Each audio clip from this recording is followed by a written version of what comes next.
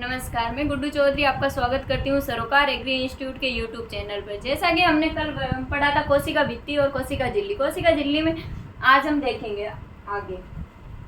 इसमें 3 मॉडल थे, उनमें से सर्वमान्य मॉडल है वो है तरल मोजेक मॉडल, जिसे हम तरबूज मॉडल और गुलाब जामुन मॉडल कहते हैं। ये हमने कल पढ़ा था। इसमें ऐसा है 58% प्रोटीन पाई जाती है और 40% फॉस्फोलिपिड और 1 से 2% कार्बोहाइड्रेट पाया जाता है। कोशिका झिल्ली होती है चयनात्मक पारगम्य झिल्ली होती है, उसे कोशिका झिल्ली बोला जाता है।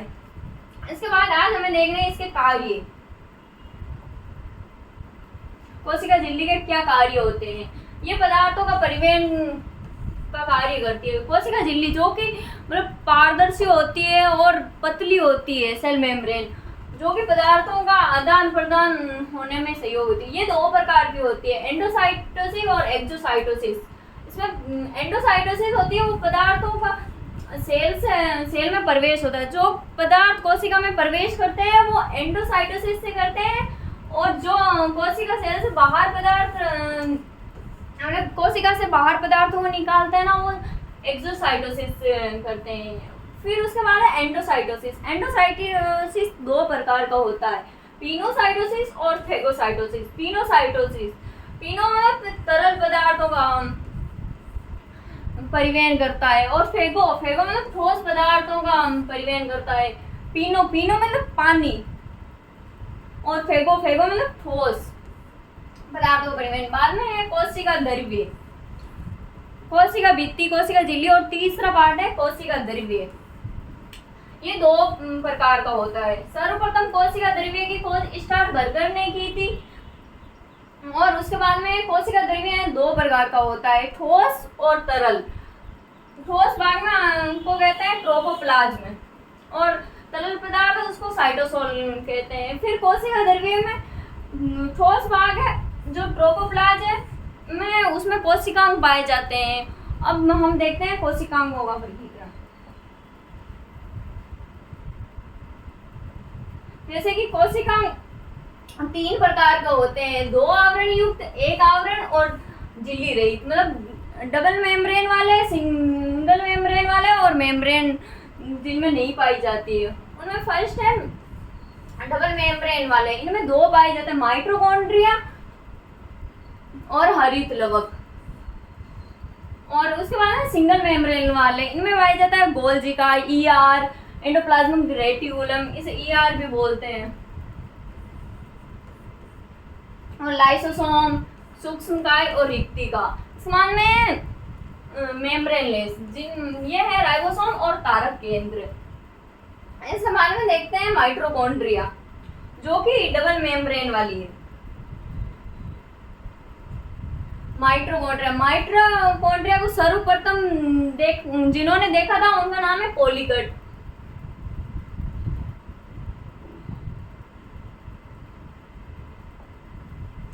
सर्वप्रथम देखा था उनका नाम है पॉलीकट, जिन्होंने कि कीटों की पेशियों में देखा था। उसके बाद में माइटोकॉन्ड्रिया की खोज सर्वप्रथम अल्टमान ने की थी। उसके बाद में माइटोकॉन्ड्रिया नाम सी बेंडा ने दिया था। माइटोकॉन्ड्रिया को पावर हाउस भी कहते हैं। ये सिक्विटिज ने कहा था, माइटोकॉन्ड्रिया का पावर हाउस सिक्विटिज ने कहा था। उसके बाद में एक सेल में 1000 से 1200 माइटोकॉन्ड्रिया होते हैं। मतलब एक कोशिका होती है, उसमें कितने माइटोकॉन्ड्रिया? उसमें 1000 से 1200 माइटोकॉन्ड्रिया होते हैं, जिन्हें संयुक्त रूप से कॉन्ड्रियम कहा जाता है। मतलब बहुत सारे माइटोकॉन्ड्रिया एक सेल में पाए जाते हैं, उन्हें कॉन्ड्रियम कहा जाता है। सबसे ज्यादा माइटोकॉन्ड्रिया पक्षियों की उड़न पेशियों में पाए जाते हैं, जो कि केशु रूप में है। उसके बाद में माइटोकॉन्ड्रिया को एटीपी की फैक्ट्री भी कहा जाता है, और कोशिका का पावर हाउस भी माइटोकॉन्ड्रिया को कहा जाता है, और कोशिका की एटीपी फैक्ट्री ये भी माइटोकॉन्ड्रिया को ही कहा जाता है।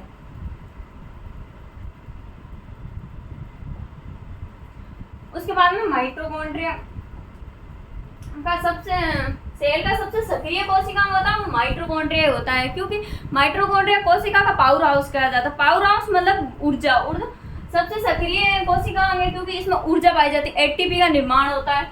और बाद में सेल का मतलब कोशिका का सबसे बड़ा दूसरा कोशिकांग है वो माइटोकॉन्ड्रिया, और सबसे बड़ा प्रथम कोशिकांग है वो है हरित लवक। उसमें कोशिका वो सेल की बैटरी कहा जाता है। कोशिका सक्रिय कोशिकांग, सेल की बैटरी, पावर हाउस, एटीपी की फैक्ट्री, ये सारे कोशिका माइटोकॉन्ड्रिया को कहा जाता है। इसमें माइटोकॉन्ड्रिया में दो झिल्ली युक्त है, ये बाहरी झिल्ली और ये आंतरिक झिल्ली, और इन दोनों झिल्लियों के बीच में जो खाली स्थान पाया जाता है उसे माइटोकॉन्ड्रियल स्पेस कहा जाता है। दो झिल्लियों के बीच में पाए जाने वाले स्पेस, मतलब माइटोकॉन्ड्रिया की दो झिल्लियों के बीच पाए जाने वाले स्पेस को माइटोकॉन्ड्रियल स्पेस कहा जाता है। और ये बाहरी आवरण है और ये आंतरिक आवरण है। इसके अंदर जो ये ऊपरी हुई संरचना होती है इसे क्रिस्टी कहा जाता है, और इसको ऊपर ये जो दानेदार संरचना पाई जाती है उसे F1 कांड ऑक्सीसोम भी कहा जाता है। माइटोकॉन्ड्रिया में 70S प्रकार का राइबोसोम पाया जाता है, और इसके बीच में ये जो पदार्थ होता है उसे मैट्रिक्स भी कहा जाता है। इसमें डीएनए पाया जाता है वो कि द्विकुंडलित वर्ताकार नग्न डीएनए पाया जाता है, और माइटोकॉन्ड्रिया में छोटे छोटे वसा के कण पाए जाते हैं। इन्हें की पायरिनोइड्स कण कहा जाता है।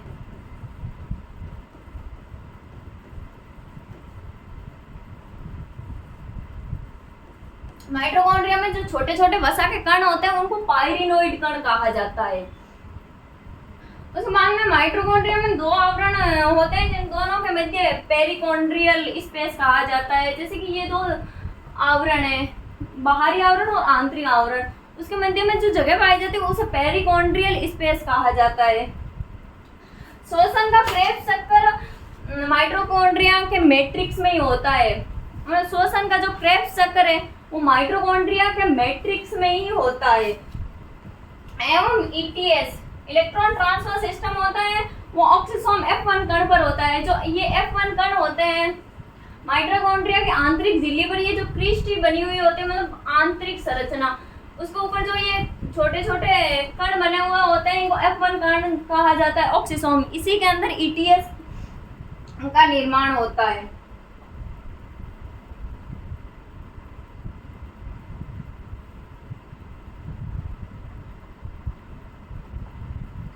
इसके बाद में माइटोकॉन्ड्रिया में 70S प्रकार का राइबोसोम पाया जाता है, द्विकुंडलित वर्ताकार डीएनए पाया जाता है, मतलब जो कि नग्न डीएनए होता है।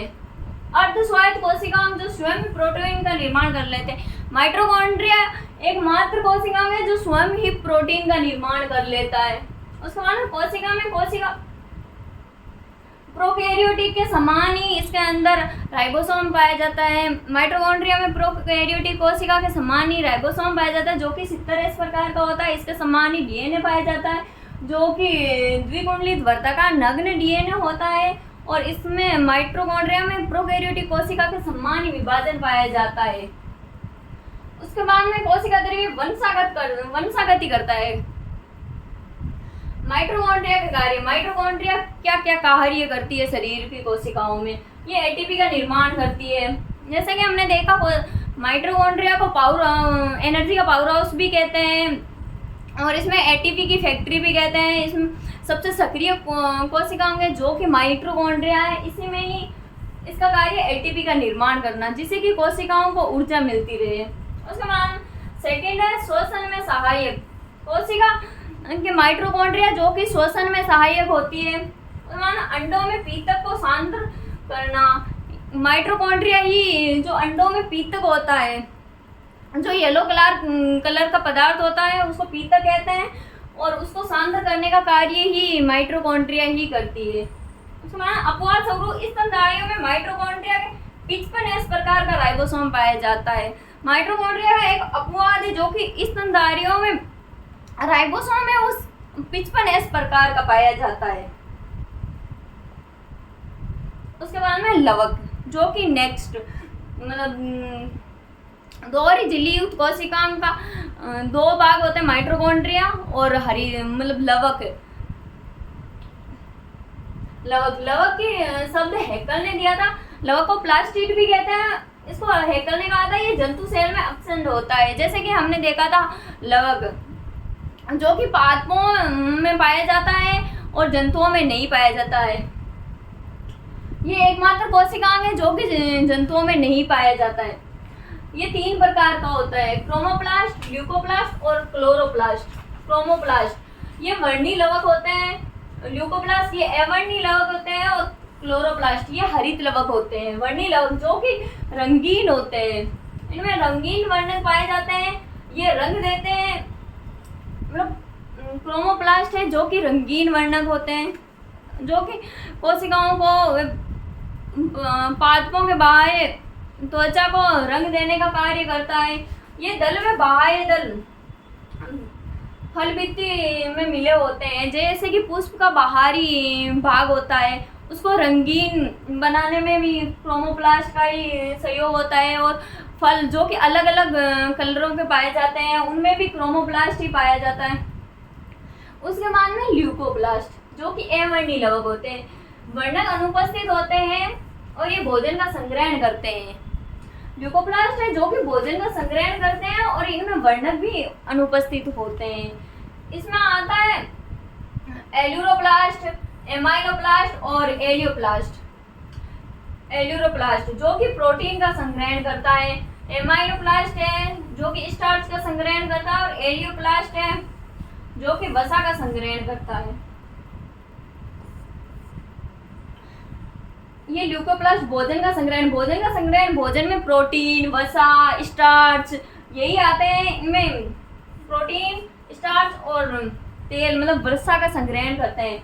उसके बाद में तीसरा क्लोरोप्लास्ट हरित लवक, इसमें प्रकाश संश्लेषण वर्णक पाए जाते हैं। क्लोरोप्लास्ट ही है जिसकी वजह से पादपों में प्रकाश संश्लेषण की क्रिया होती है, क्योंकि ये क्लोरोप्लास्ट की वजह से ही पादपों का रंग हरा होता है और इसी से प्रकाश संश्लेषण की क्रिया होती है। इसका नाम हरित लवक। इनका इतना वर्णन नहीं है जितना क्लोरोप्लास्ट है, क्योंकि ये पादपों में पाया जाता है। इसमें हरित लवक शब्द इरेरा ने दिया था। इसकी खोज सिम्पर नामक वैज्ञानिक ने की थी।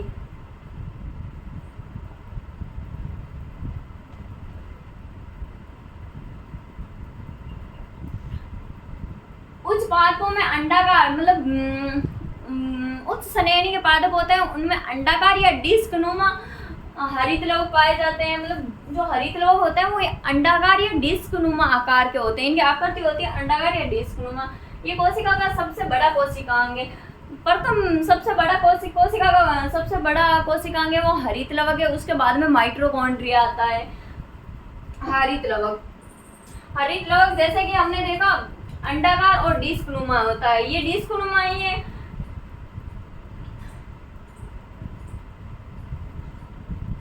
इसमें जो डीएनए पाया जाता है वो डबल स्टैंडर्ड वर्ताकार नग्न डीएनए पाया जाता है। जैसे कि हमने देखा माइटोकॉन्ड्रिया में भी वर्ताकार डबल स्टैंडर्ड नग्न डीएनए पाया जाता है। इसमें भी 70S राइबोसोम पाया जाता है। लवक में एकमात्र ये 70S प्रकार का राइबोसोम पाया जाता है।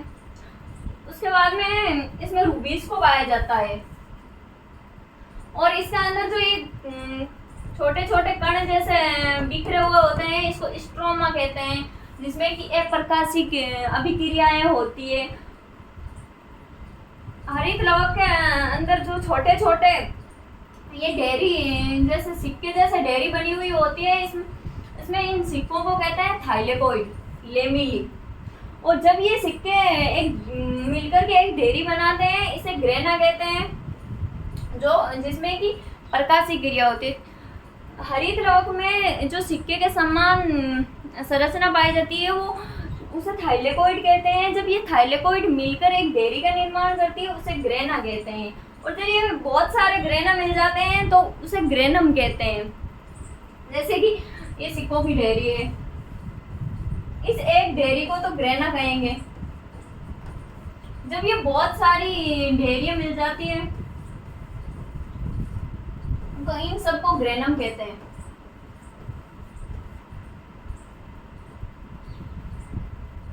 और इसमें जो ये बाहरी आवरण होता है इसको स्ट्रोमल कहा जाता है।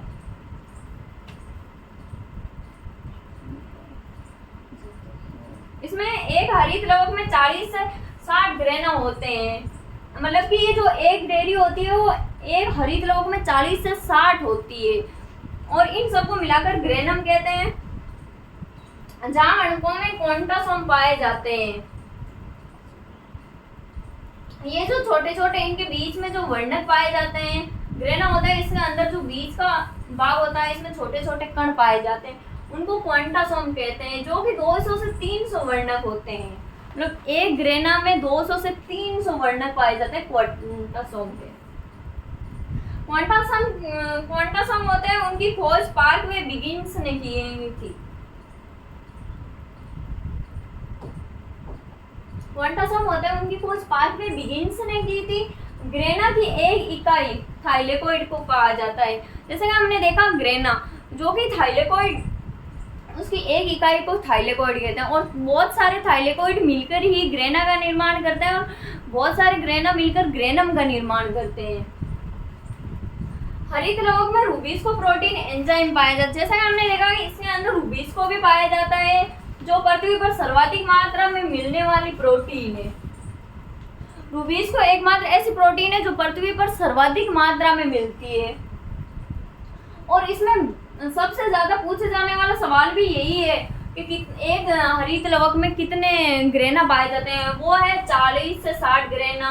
ग्रेना किसे कहते हैं? थाइलेकोइड। मतलब ग्रेना की एक इकाई को थाइलेकोइड कहते हैं, और जब बहुत सारे थाइलेकोइड मिलते हैं तो उसे ग्रेना कहते हैं।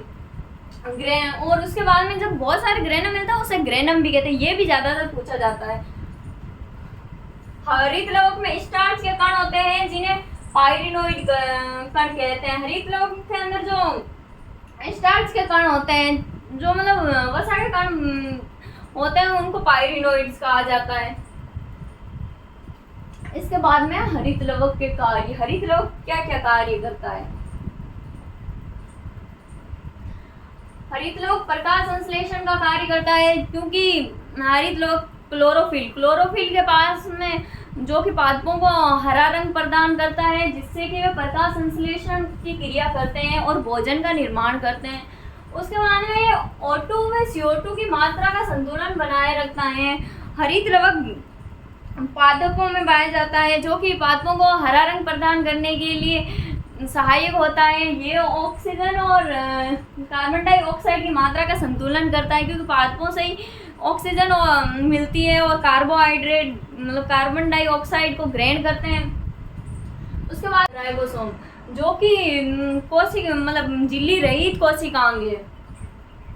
झिल्ली रहित कोशिकाओं में दो ही कोशिकांग है, राइबोसोम और तारक केंद्र। उनमें पहला है राइबोसोम। राइबोसोम की खोज पेलार्ड नामक वैज्ञानिक ने की थी। इसी वजह से राइबोसोम को पेलार्ड के कण भी कहा जाता है, और सबसे छोटा कोशिकांग है वो राइबोसोम ही है। जैसे पेलार्ड के कण भी कहा जाता है, कोशिका का सबसे छोटा कोशिकांग राइबोसोम ही है, और ये झिल्ली रहित कोशिकांग है। इसके ऊपर झिल्ली नहीं पाई जाती है। ये एकमात्र कोशिका है जो कि प्रोकैरियोटिक व यूकैरियोटिक कोशिका में पाया जाता है।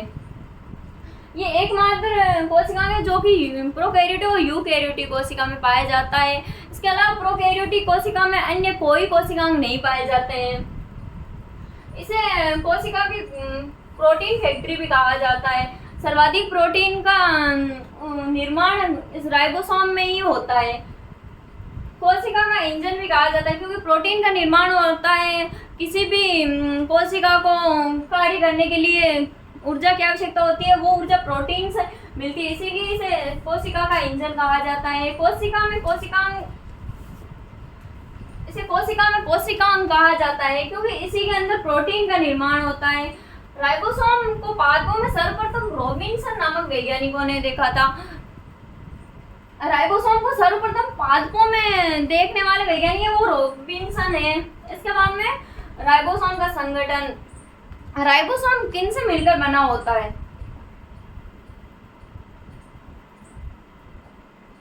संगठन में आरएनए में प्रोटीन मिलकर राइबोसोम का निर्माण करते हैं। राइबोसोम का निर्माण आरएनए में प्रोटीन मिलकर करते हैं।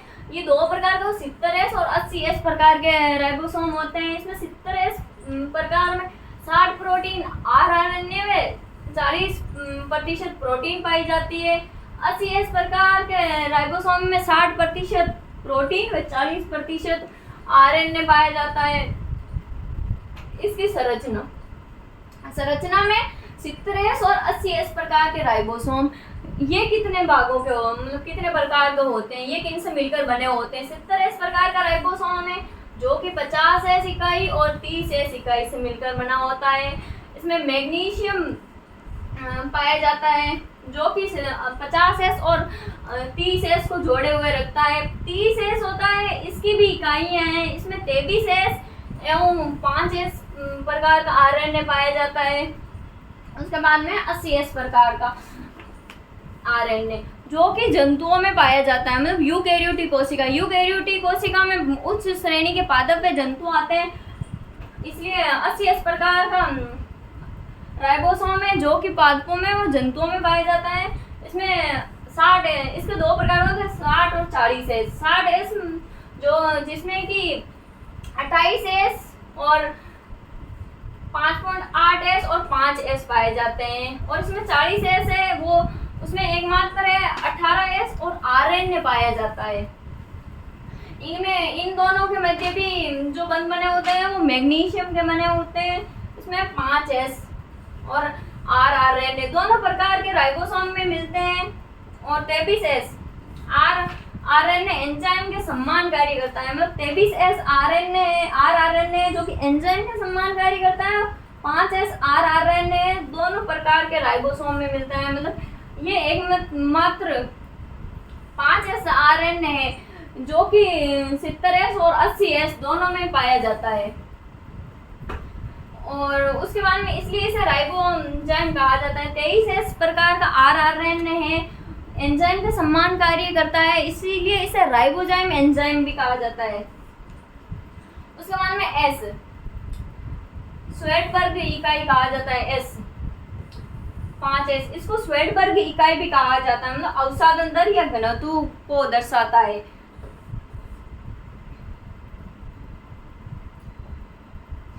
इसके बाद में अनेक राइबोसोम में mRNA से जुड़कर पॉलीसोम बनाते हैं। अनेक राइबोसोम में जो कि mRNA rRNA देखा था, बाकी और भी राइबोसोम में जो कि mRNA से जुड़कर पॉलीसोम बनाते हैं। और राइबोसोम जैसे हमने देखा था कि राइबोसोम में प्रोटीन का निर्माण भी होता है, मतलब कोशिकाओं को प्रोटीन प्रदान करने का कार्य राइबोसोम भी करता है, इसलिए इसका कार्य प्रोटीन निर्माण का। तो आज हमने देखा माइटोकॉन्ड्रिया, हरित लवक और राइबोसोम जो कि कोशिका झिल्ली रहित कोशिकाएं होते हैं। इसी के साथ आज हमारी क्लास हुई यहीं पे ही ख़त्म। Thank you.